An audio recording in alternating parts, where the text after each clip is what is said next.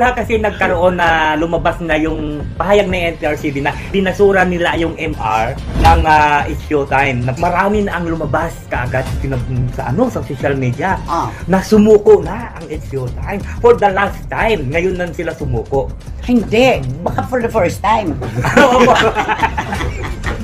Hindi. Ito po yon mga kachika. Siyempre po, ang daming haka-haka na umiikot po ngayon. Ang sabi, may binalangkas na nga. Tulad ng sinabi namin nung last episode na programang papalit po pansamantala. 12 araw lang naman sa Showtime kapag natuloy na talaga yung suspension. Pero namang nandoon na po ang kanilang letter of appeal sa Office of the President. At ngayon po ang pinag-uusapan, nako, sa 14 daw hanggang 27, yun na talaga ang pinal na pagsisimula ng suspension. Doon na po mapasok yung sumuko na kasi nakabalangkas sila na ang papalit sa show nila ay yung bagong show. Alam mo kung noong pa nila ito ginawa, hindi ganito kalalim yung usapin. Ano? Totoo. At hindi sana aapekto ng kanilang anniversary. Oo. Malapit na. Anniversary nila. Itong last week ng October, ano? Alam mo kasi nagmamatigas kasi sila. Anong mensahe mo ba kay Vice? Hindi, dapat noon pa talaga, nung nagsimula pa yung mga issue na yun, dapat inanon nila. Yung parang tinigil na kagad ang hingi na sila kagad ng paumanhin, nag-public apology na sila. Tapos kaano mo lang yung aminin niyo yung kasalanan niyo, hindi naman krimen yun. At saka walang perfectong tao sa mundo. Ay, oo naman. Kailan po ba tayo nagkakamali? Di ba kapag naliligaw tayo? Yun naman yun. Doon po tayo nakakapulot ng mga aral ng buhay. Correct. Ito na, sumuko sila pero hindi sila umaamin sa nagawa nilang kasalanan. Paano kaya yun? May isang kaibigan ako nagsabi sa akin. Si Vice ganda kasi pag nag-sorry, siya pa rin yung nasa ibabaw ng mesa, nakatanaw ka lang sa kanya, nakayuko siya sa inyo. Mataas masyado talagang pride. Oo, ayun talagang bumaba.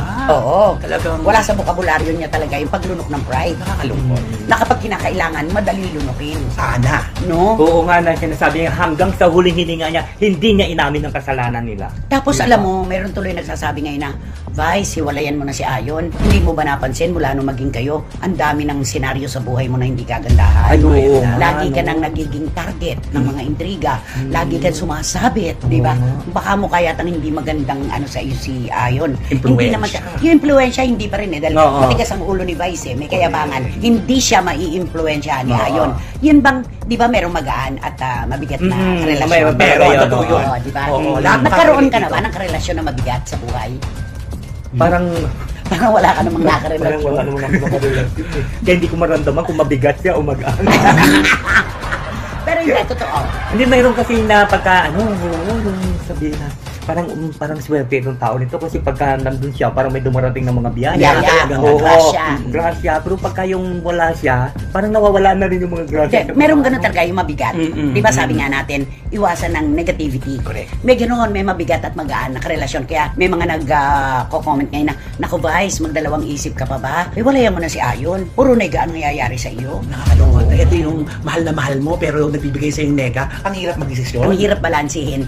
At saka naalala mo, siya may hawak dati sa takilya kapag may pelikula siya. Hanggang sa dumating ang punto na nawala siya sa ituktok ng sumunod na bumaba ng bumaba. Sila na ni Ayon yun. Ay, oo.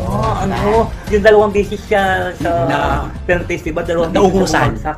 Sila na ni Ayon yun. Pero kung kilala natin si Vice Ganda, hindi niya bibitiwan si Ayon. At para naman sa akin, bakit ka nga makikinig naman sa mga sulsul at sa mga bulong?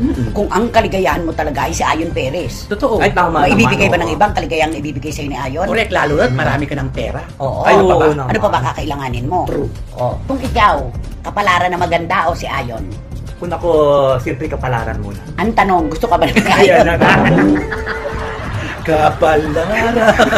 Wow. Paano kantang kapalaran? Meron ba? Ano ba yun? Porque ba namayapa na yung kumanta, hindi mo na alam na mayroong kantang kapalaran. Na? Siyempre po nung magpaliwanag si Sharon Cuneta sa press ko nila ni Gabby Concepcion tungkol sa pagiging close nila ng anak niyang si Kaki at kung bakit sila ni Casey ay hindi ganon gaanong magkalapit.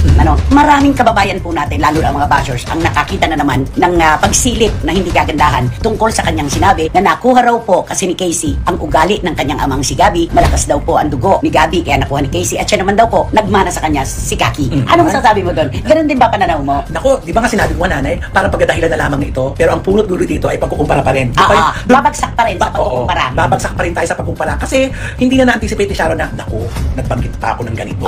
May comparison. Oo. Para bang sinabi niya na napakabait ni Kaki dahil nagmana sa kanya. At si Casey dahil nagmana kay Gabi, hindi mabait. O kaya hindi sila Oo. magkasundo. Oo. Yun eh. Ikaw, anong komento Ay, mo? sa akin naman kasi siguro ganun talaga kasi sinasabi niya kasi nakikita naman ng lahat, hindi lang tayo. Nakikita naman na si Casey talaga mas malapit doon kay Gabi. Kaya yung pinakukuha siguro ni Casey yung ugali ni Gabi. Oo. O hindi siya siguro malapit kay Sharon. Samantalang si Oo. Sharon naman ang nagpalaki. Oo. At si Gabi sa pinakamatagal na panahon, hindi naman sila nagkasama. Oo, hindi nga. Diba? Oo nga, tama. Oo. Kaya yun. Kaya siguro ganun yun siguro siguro parang nakuha siguro talaga na absorb ni Casey yung ugali ni Gabi. Oo. Kahit itong huli lang, 'di ba, yung mga kanilang conversation na pinapalabas ngayon sa Sa Facebook. vlog niya. Oo, Oo, sa grabe, vlog ang niya. ganda. Ito lang yan, siguro habang nagbubuntis to si Sharon kay Casey, pinaglilihan niya si Gabi. Ganon? Kaya Ganon ba talaga yun? Kaya kuha lahat eh. Buti hindi pa hinakbangan. Kung hinakbangan na nagdadalang tao Oo. lalo na. Oo. Hindi, ito po ay masisilip din naman natin yung maganda niyang pagpapaliwanag kung bakit nga ba. Kasi nga hindi sila magkasama ni Casey sa isang bubong. Si Kaki mula nung maliit, mula nung pagiging sanggol hanggang ngayon, magkasama sila. Pero hindi po kasi mauunawaan ng 100% ng ating mga kababayan yung ginawa niyang paglalarawan sa dalawa niyang anak. Yun naman. Ano ang sabi ng iba? Ayun na nga, lagi niyang sinasabi si Kaki kasi kasama niya, nakuha pa ang kanyang ugali at si Casey naman nakuha ang ugali ni Gabi. Oo. So ano yung pagkukumpara na? Sa akin nagmana si Kaki eh. Si Gabi, pinagmanahan ni Casey. Correct. Andun talaga yung pagkukumpara. Wala talagang lusot dito si Megastar. Kasi sinabi niya ito, siguro kung may re-rewind niya lang ito, hindi niya nababanggitin yun. Sana naisip niya na, huwag na lang sana ako magkumpara kung sino ang pinagmanahan ng mga anak ko. Correct. Tama na yung sinabi niyang lahat sila mahal ko.